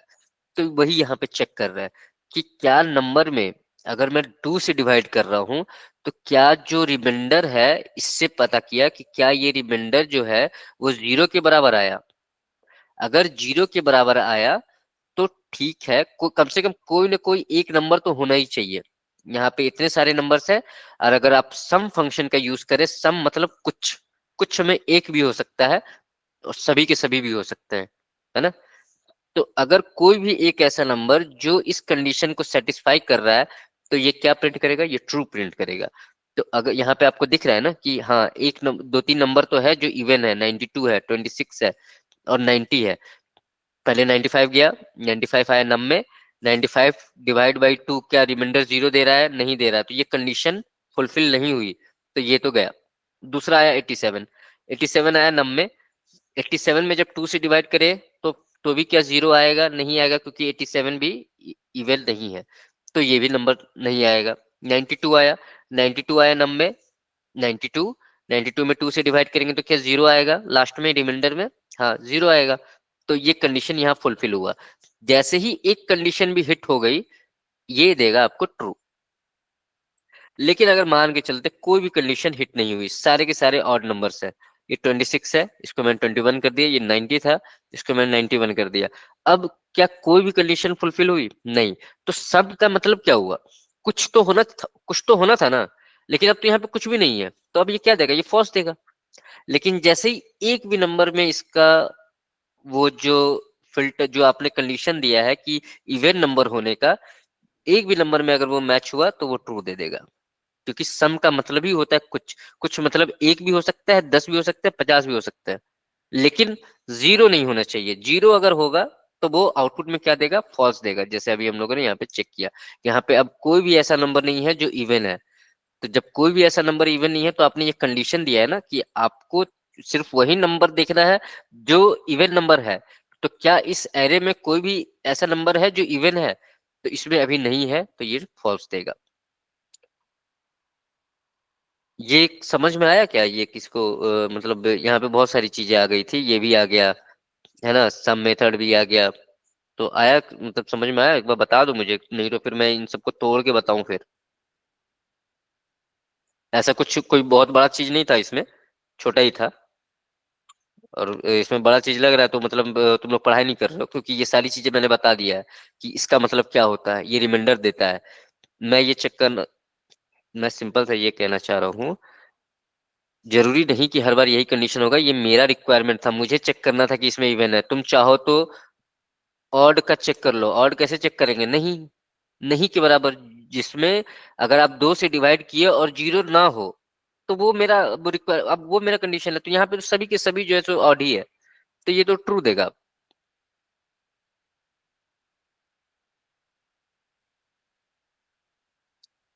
है ना? क्यों? क्योंकि पहले मैं बोल रहा था कि जीरो के बराबर होना चाहिए, लेकिन अब मैं बोल रहा हूँ कि जीरो के बराबर नहीं होना चाहिए। ये साइन याद होगा तुम लोगों को, शायद कंपैरिजन ऑपरेटर में हम लोगों ने पढ़ा था इस चीज के बारे में, है ना? कि कंपैरिजन ऑपरेटर में क्या क्या था, greater than, less than, greater than equal to, less than equal to, है ना, इक्वल टू और नॉट इक्वल टू। यानी जब भी नंबर में आप दो से डिवाइड करो तो जो रिमाइंडर है अगर वो जीरो के बराबर ना हो तो ये मेरा कंडीशन है, तो वो आप प्रिंट करके दे दो। तो यहाँ पे तो सारे तो वैसे के वैसे ही है ना? तो इसलिए ये अब मुझे ट्रू दिया, लेकिन जैसे ही मैं इसको इक्वल टू के बराबर किया तो ये क्या दे दिया, फॉल्स दे दिया, क्योंकि कोई भी ऐसा एलिमेंट नहीं है जो आपका ये कंडीशन को मैच कर रहा है। तो ये था सब, सिंपल सा है। सब में कम से कम एक एक तो ऐसा नंबर होना चाहिए आपके एरे में जो इस कंडीशन को, जो भी आप कंडीशन दे रहे हो उस कंडीशन को फुलफिल करे। अगर एक भी मिल गया तो वो ट्रू देगा, अगर एक भी नहीं मिला तो वो फॉल्स देगा। ठीक है? इसी तरीके से एक और फंक्शन है एवरी। क्या लगता है इसमें क्या क्या होगा? बस कुछ नहीं किया, बस मैंने सम को हटाया और यहाँ पे एवरी डाल दिया। ठीक है, चलो रन करके देखते हैं। ये तो फॉल्स आ गया। क्या सभी नंबर जो है सो इवन है? एवरी मतलब क्या होता है, हर एक, है ना? एवरी मतलब तो हर एक ही हुआ, जैसे सम मतलब हुआ कुछ, वैसे एवरी मतलब क्या हुआ, हर एक। तो इस ये तभी ट्रू देगा जब हर एक नंबर जो है, हर एक नंबर, एक भी छूटना नहीं चाहिए, हर एक नंबर, हर एक वैल्यू जो है सो कंडीशन जो आपने दिया है वो फुलफिल करे। जैसे यहाँ पे ये 95 है, ये ऑड है, ये भी ऑड है, ये भी ऑड है, ये सारे ऑड है ना? तो अब अगर मैं इसको हटा के, अब मैं इसको यहाँ पे ये बोल दूं कि डिवाइड करने के बाद टू से अगर जीरो के बराबर नहीं आता है तो ये मेरा कंडीशन है, तो वो नंबर सिलेक्ट कर लेना। तो ये तो हर एक नंबर पे सारे के सारे ऑड ही है, तो अब ये क्या देगा, ये ट्रू देगा। लेकिन जैसे ही एक भी नंबर अगर आपको इसमें ऑड इवन मिल गया तो ये आप देगा फॉल्स। हर एक वैल्यू मैच होनी चाहिए जो आप कंडीशन दे रहे हो। एक सेकेंड। यहाँ तक सब में समझ में आ गया था? सब में क्या किया हमने, सब में कोई भी एक वैल्यू में आपका कंडीशन मैच करेगा तो आपको ट्रू देगा, अगर सभी कंडीशन फॉल्स हो जाएंगे, सभी वैल्यू में आपका कंडीशन फॉल्स है तो वो फॉल्स दे देगा। सब में एक में भी, एवरी में हर एक में चाहिए वो वैल्यू, हर एक का, हर एक जो एलिमेंट है आपके एरे में वो इस कंडीशन को फुलफिल करना चाहिए। कंडीशन आपके ऊपर डिपेंड है, आप यहाँ पे चेक करना चाह रहे हो कि मुझे इवन चेक करके बताओ क्या सभी नंबर इवन है, तो मैंने ये कंडीशन दिया है। अगर आप बोलोगे कि नहीं ये कंडीशन, मुझे ये रिक्वायरमेंट ही नहीं है, मुझे आप ये बता दो क्या सभी नंबर जो है वो 100 से बड़े हैं क्या, है क्या कोई नंबर बड़ा, नहीं है कोई नंबर बड़ा, है ना? तो ये क्या देगा, ये फॉल्स देगा। लेकिन अगर आप बोलोगे कि लेस देन 100 हो तो सभी नंबर तो लेस देन 100 ही है, तो ये एवरी वाला जो कंडीशन था वो तो फुलफिल हो गया कि सभी के सभी नंबर 100 से नीचे, ये मेरा कंडीशन है, ये मैंने कंडीशन दिया है, तो ये अब मुझे देगा ट्रू। ठीक है? तो ये था सम और एवरी में अंतर। सम में सिर्फ एक भी दे दे तो चलेगा, सम में अगर पूरा भी दे दे तो भी चलेगा। जैसे अब मैं अगर इसको सम करके देख रहा हूँ तो भी ये ट्रू ही देगा, सब में भी कोई दिक्कत नहीं है, एवरी में भी कोई दिक्कत नहीं है। लेकिन अंतर बस इतना है कि अगर एक भी कंडीशन एवरी में फेल हुआ, एक भी कंडीशन, जैसे मैं इसको 199 कर दे रहा हूँ, अब ये 100 से, ये जो नंबर है वो 100 से छोटा नहीं है, तो अब इसका एक कंडीशन फेल हो गया तो ये अब फॉल्स देगा। एक भी कंडीशन फेल हो गया तो फॉल्स देगा, भले बाकी का कितना भी था वो सारे के सारे अगर कंडीशन को अगर फुलफिल करते हैं तो भी उससे कोई फर्क नहीं पड़ेगा। तो ये था एवरी। एक और फंक्शन था ना कुछ, हाँ, फाइंड।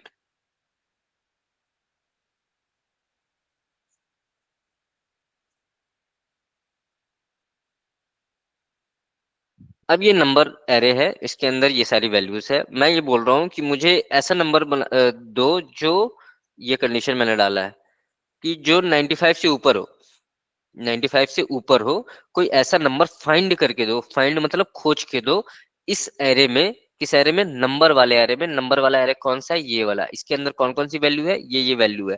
क्या इस एरे में कोई भी ऐसा नंबर है जो 95 से ऊपर है?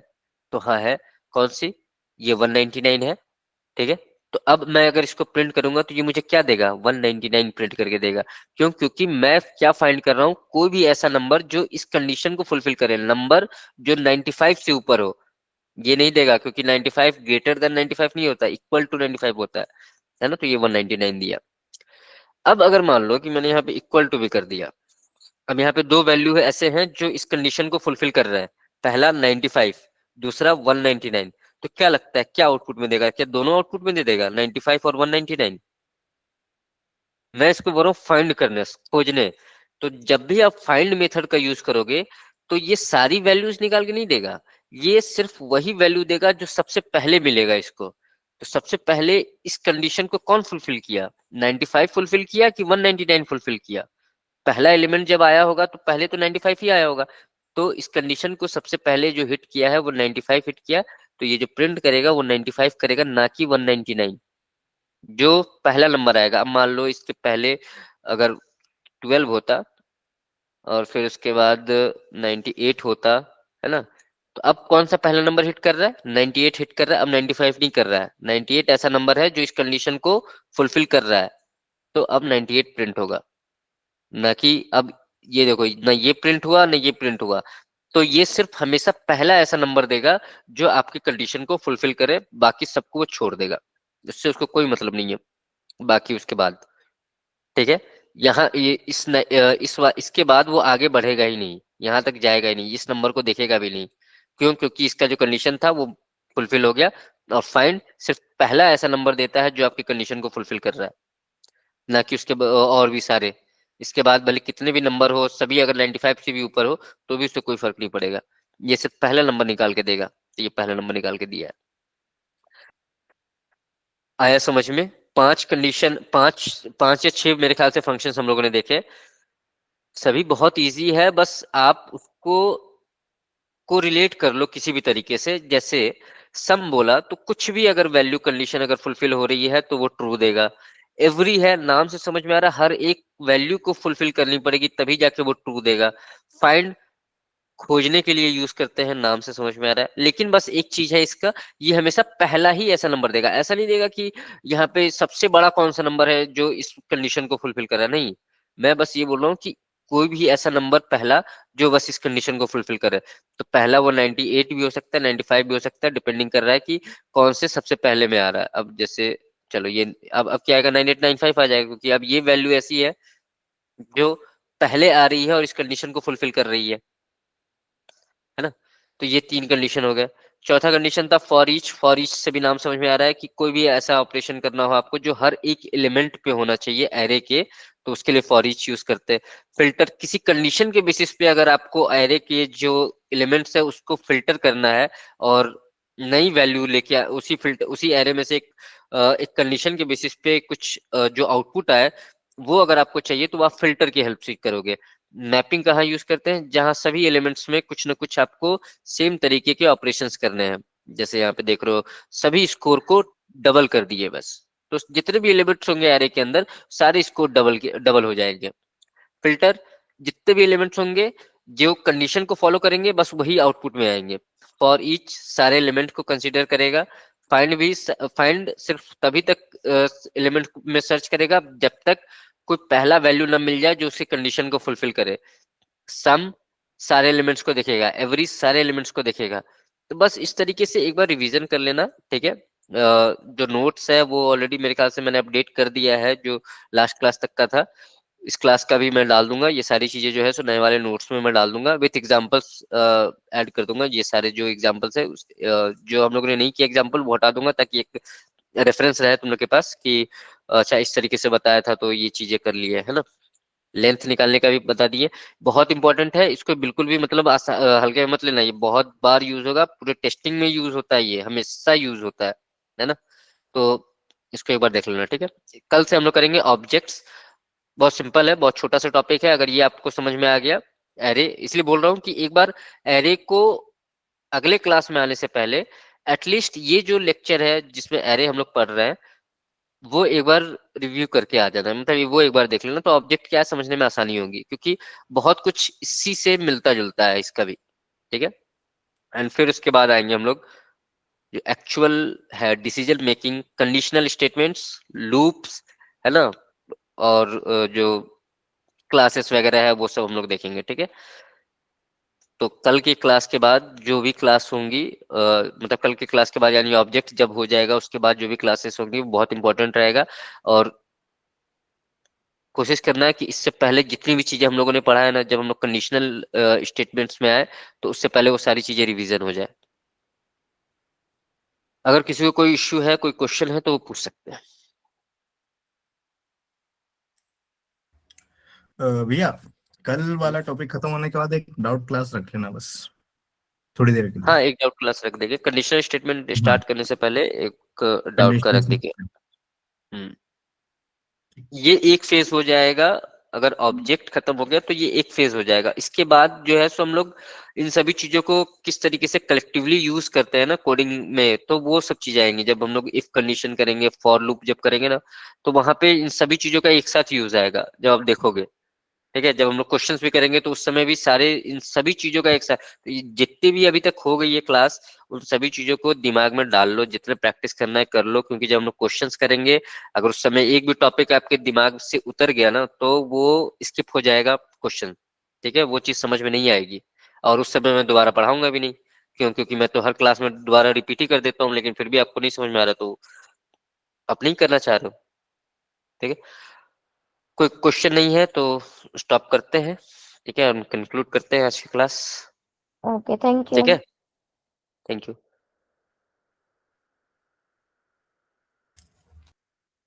भैया फीस डिस्कशन करना था। हाँ, फीस का यार तुम्हारा क्या होगा, कब का है तुम्हारा? तुम्हारा तो ओवर ड्यू हो गया यार।